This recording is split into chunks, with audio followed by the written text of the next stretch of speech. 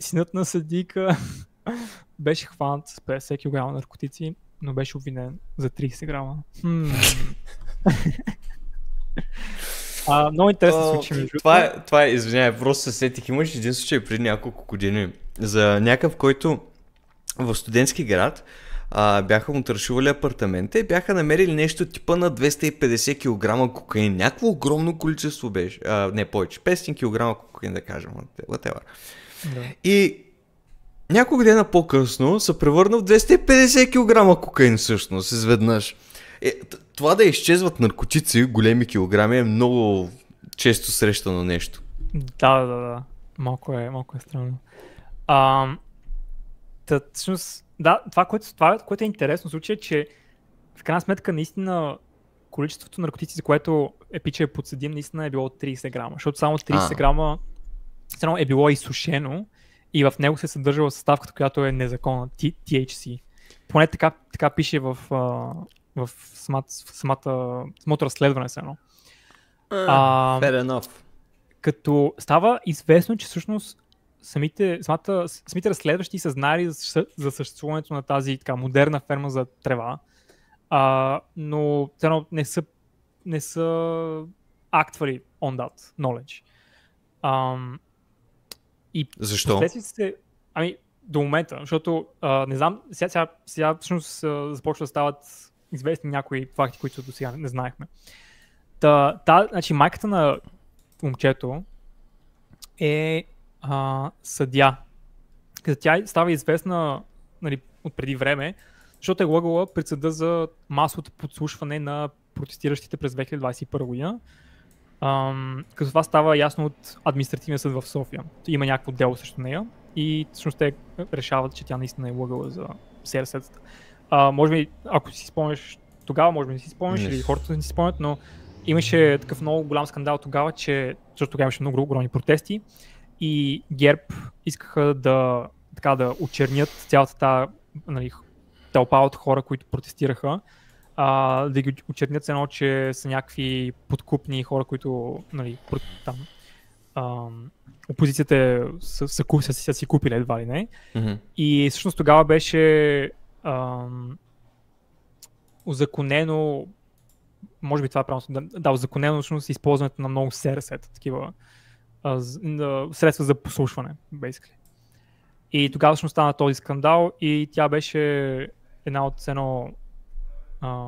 хората, които би трябвало да бъде разпитана и всъщност тя е излъгала тогава, че нали, няма такива неща като масово послушване и средства за масово послушване.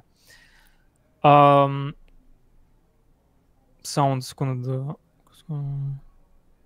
Има интересен живот. Лъжи пред съда. Да, аз всъщност тук така. Сина има ферма за трева, а то потвърдено не е било просто покупко-продажба да нещо този род, ами си имал той си има ферма. собствена той е бил ферма. хванат, докато поддържа градинката там. Буквално това го пише в... Okay. Фермата къде се намира? Имам предвид като град. Това къде се развива? Мисля, че някъде около Бургас, някакво малко се оцел около Бургас. Ага. Не знаеш къде беше най-голямата ферма? Къде? Дето хванаха. Около Пловдив? Къде? Shit. Те бяха замаскирали като ферма за криптомайнинг. What? Да, използваха, защото нали, за тревата трябва да е топло и използвали са, нали, освен да копаят и се използвали топлината от машините. Да. Реално е доста умно, но да. Респект. Доста добре, разправя. И после казва, че няма предприемачи в България. Така е. Българите сме. Не. Предприемачески дух. За какво говориш? Абсолютно всеки път по света, когато се случи някакви хора да са прецакани, пребани, някъде има българин.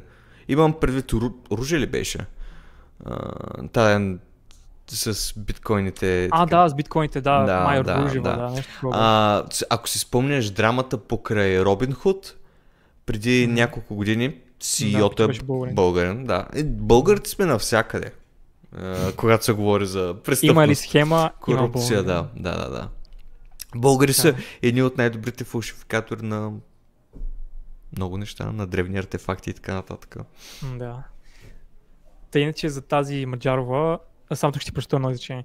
След като подслушването беше осветено в разследване на BirdBG, в Народното събрание беше свикана специална комисия, която установи шокиращи факти за мащаба на операцията, мобилизирана от МВР и ДАНС, да доказват мобилизирала МВР и ДАНС да доказват тезата, че мирните граждански протести срещу управлението на Бойко Борисов и главният прокурор Иван Гешев са част от план за държавен преврат, организиран от Васил Божков Черепа.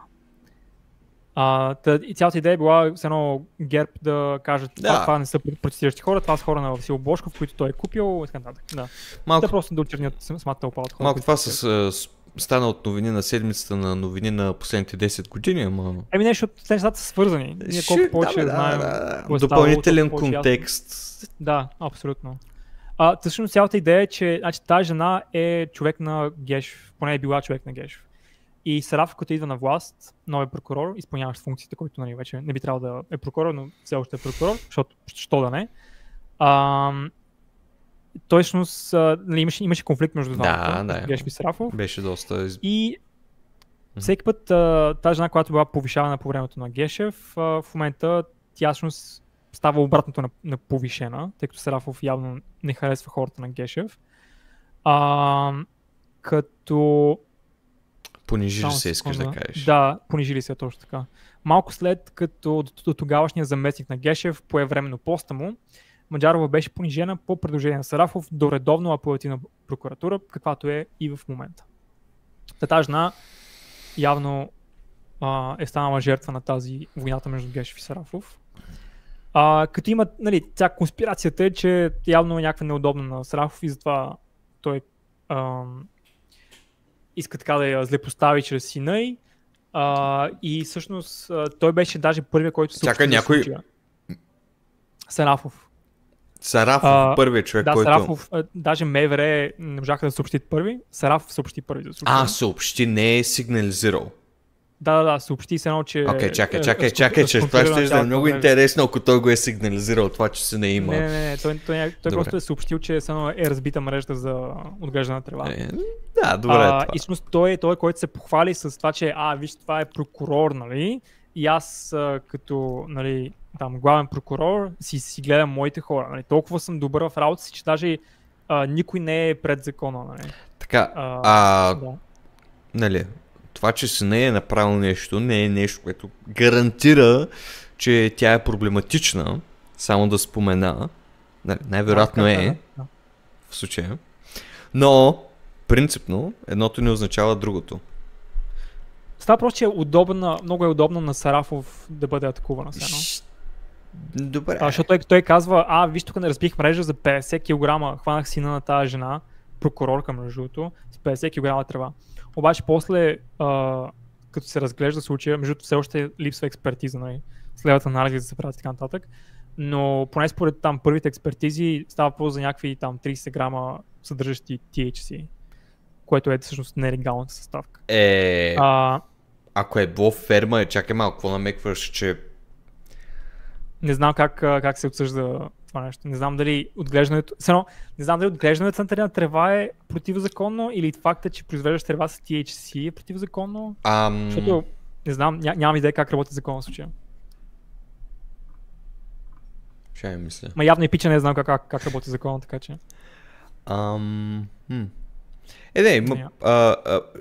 Проблема е с тревата, просто като вид растение има доста сходни растения, които нямат THC. Конопа беше буквално почти са еднакви, просто не съдържа THC. Така че нормално е да премерят THC-то, обаче по начина, който го казваш, факт е, че е имал ферма за трева.